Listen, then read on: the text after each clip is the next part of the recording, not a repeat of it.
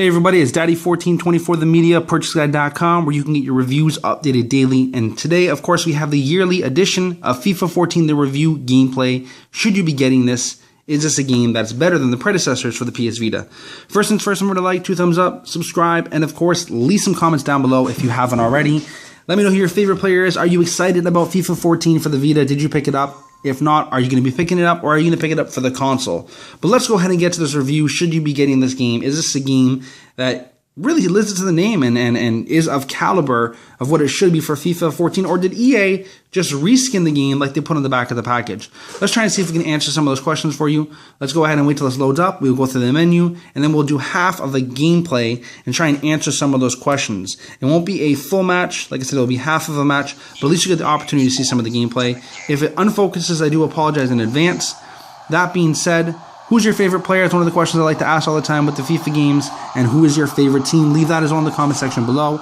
Add me on PSN if you haven't already, or XBLA, Daddy1424. I'll be more than happy to pick up and play a game with you, providing I do have space, obviously, on my friends list. For the PS4, obviously that will increase. Right now with the PS3, it does tend to get problematic because you get a lot of friend requests and, you know, there's only so much space. But add me in any case scenario and give it a shot. Let's go ahead and get right into the menu. And we'll see if this is different than the predecessor games. And if you want a comparo video, head over and watch my FIFA 13 video, and you can kind of look at the two and make the comparisons for yourself. But I will read these out if you can't see them. In any case, we will start with the kickoff. You have your exhibition match, be a pro player, of course, and be a pro goalkeeper. Your game modes consist of career mode, tournaments, and crate tournament. Online is head-to-head, friends league, match lobbies, and my online football. And then virtual pro gives you your accomplishments and your edit your pro. Customization gives you the settings, the edit teams, the players, the arena options, and of course the tracks. In settings, you can do things like adjust the times of the match. I actually brought it down to about 4 minutes, just for sake of time in the video here itself. Profile, of course, is in my game, along with credits and tips and hints, and then we are back to kickoff. So let's start by answering the menu. It is exactly the same menu, verbatim, as the FIFA 13 was for the PS Vita edition. And no, there's not an ultimate team, and it's such a shame that EA is really not listening to the consumers and the people that are buying these games at the end of the day. We're paying the $39 and we're essentially getting the same game as what we got in FIFA 13. But what about gameplay? What about visuals? So let's go ahead and get into an exhibition match. First thing I'll show you is some of the new kits. And I'll show you that actually with the Netherlands here because I know that they have new kits. And I'm just going to show you 2 of their kits. You can see that they have been indeed updated. But let's go ahead. We want to play with teams that are well known and teams that maybe a lot of people usually tend to like to see in action. So let's go ahead and we're going to play with Man United and FC Barcelona. So for the console edition, they did actually add some leagues. I believe they added the Argentinian league. But you don't get that here for the Vita edition.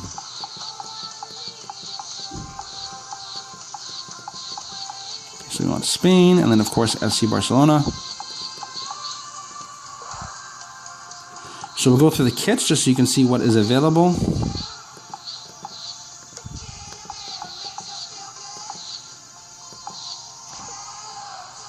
And then we will look at the team management. I will show you the squad, at least for Man United, so you can kind of get an idea if your favorite players are on there. And of course you see Wayne Rooney and Robin van Persie. For me, one of my favorite teams would have to be Bayern Munich. You know, I never took the time to actually answer that last year. So I'm going to go ahead and do that this year. So shout off your favorite teams in the comment section below or favorite players. Again, I'm going to be playing this match and doing my best to keep it within focus. Obviously, it's a little bit hard. I'm playing through the camera and not really playing on the screen or paying attention. The touch mechanics are brought back. Obviously, you can see that there. It is demonstrated one. Of course, as well as with the front touch and doing your skill moves like usual. But let's go ahead and watch the introduction. I have noticed as I've watched from match to match that it does change a little bit here and there. For example, where they enter the pitch from will vary. And that's just, again, a little attention to detail. Graphics are pretty much on par to FIFA 13, maybe a little bit brighter. And it seems like every year they just increase a little thing here and there. And a tiny, tiny little thing that really and truly you probably won't notice unless you have that keen eye or you can notice those things. But let's go ahead and jump right into the match. I don't want to wait or delay any more time. And let's see what we can get done here. Well, we never know what's going to happen. We come here thinking about what might happen. It's all going to unfold before our very Oh, I thought he was able to do a skill move. Apparently that guy can't.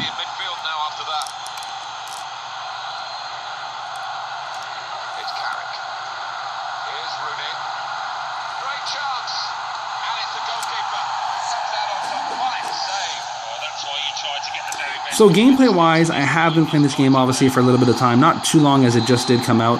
But one of the things I have noticed right off the get-go, so I'm just going to touch there so you can just actually see what that's like. Oh, didn't pass it properly, but in any case scenario, they took away the tactical defending, and you can't just hold down circle anymore and chase the guy and get the ball from him. You actually have to kind of play smart defense, and they did that same thing in the consoles a while back. But it's nice to see that they've implemented at very least that with the console edition or the Vita edition. Oh, come on! I wasn't able to jostle for position.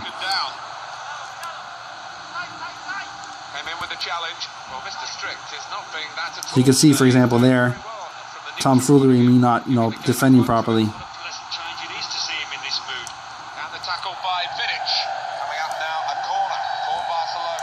I apologize for the glare there. Trying to manipulate the camera here, see if we can refocus.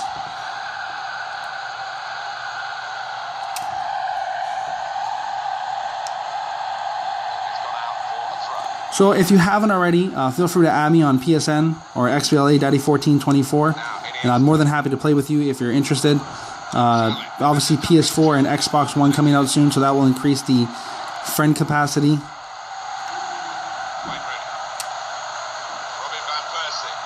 Robin van Persie!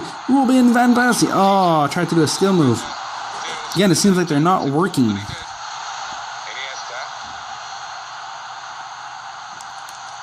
Takes it forward. No, the opposition come away with the ball. That's ended that attack.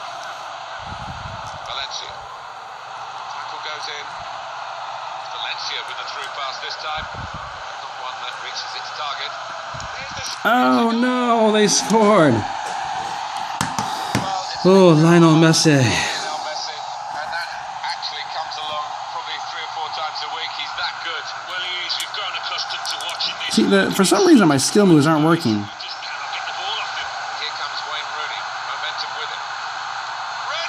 And of course, we get it back. That first goal shouldn't have happened. That was my bad. What seems to be the issue here for the skill move, just to not concern anyone, is my trigger grip actually at the back here. When I press on the left trigger, I have to actually really press it in to get it to recognize that I am pressing the button, and that was disabling the skill moves there. But like I said, the gameplay control-wise, it's just a little bit more fluid, and you feel like you're actually having to put the effort in both on offense and defense when playing the game, which is a little bit of a nice difference. Oh no, Robin! So as for my favorite player, I ask the question all the time, well, who's your favorite player? For me, it's going to have to be Arjen Robben.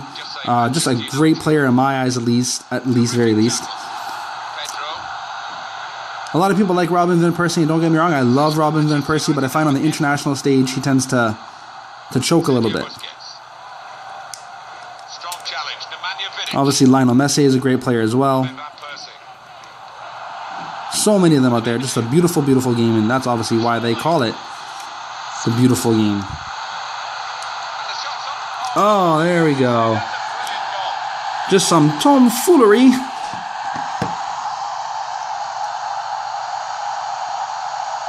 And yes, you can do obviously custom, celebrations, and you can obviously, set up the different celebrations. Like choose the ones that you want to actually do after you score a goal. So if there's any teams or matches or anything you want to see in particular that I didn't cover maybe before you, if you have a specific question, shoot that off in the comment section below, and I will try and answer that to the best of my abilities. I know I'm trying to save a lot of you guys money, $39 out there. Should you be picking this up at the end of the day? While this match is winding down, I'm going to go ahead right off the get-go and say no. I mean,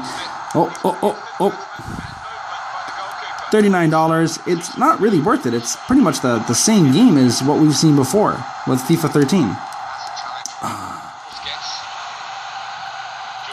So no, I don't think you need to go pick up the PS Vita edition at very least. The console edition, that's a different case. They've redone a lot of the mechanics and, all that great stuff in there. So I think that's definitely a game you should be picking up. If you want that updated roster and you don't want to have to take the time to do it yourself, then obviously the $39 may be warranted for you. But if you're looking at strictly gameplay, visuals, these kind of things, is it an enhancement? No. That was a really clumsy pass on my end. There we go. And of course, you see that one-touch control. When the ball came in, you can just flip the joystick and it will control it and push it forward. That being said, that's pretty much everything for the gameplay and exclusive look at FIFA 14. Should you be picking this up? I hope the focus wasn't terribly bad there. Myself, again, I'm going to stand by what I said. No, it's not. I do believe it actually is what they say on the back here. Updated kits and roster only. And to me, that's a giant middle finger. We need to see some competition out there in the industry. Maybe some more football games that can bring some competition and force EA to really try. With remote play coming, the other question posed is, well, why do I bother? I can just play a FIFA game remote play when I get my next-gen console, my PS4, and that is absolutely true, but you might want an edition of FIFA that you can have as a cartridge on the go when you're not able to access that remote play feature. But in this case, I would say go pick up FIFA 13 and update the rosters and kits yourself. Unless that is an actual necessity and you don't want to do that yourself, then go ahead and pick up FIFA 14. But it is a reskin, and don't let anything twist you. There's very, very, very, very, very, very minuscule differences that majority of people won't even notice. That's pretty much everything for the review and gameplay footage of FIFA 14. Daddy1424, the media, purchaseguide.com. Make sure to head over there where you can get even more of an in-depth review than what we have currently here, and giving you an actual score, which will be up maybe later today, tomorrow, in the next couple days for sure. In any case scenario, signing off like usual, Daddy1424. Peace, love.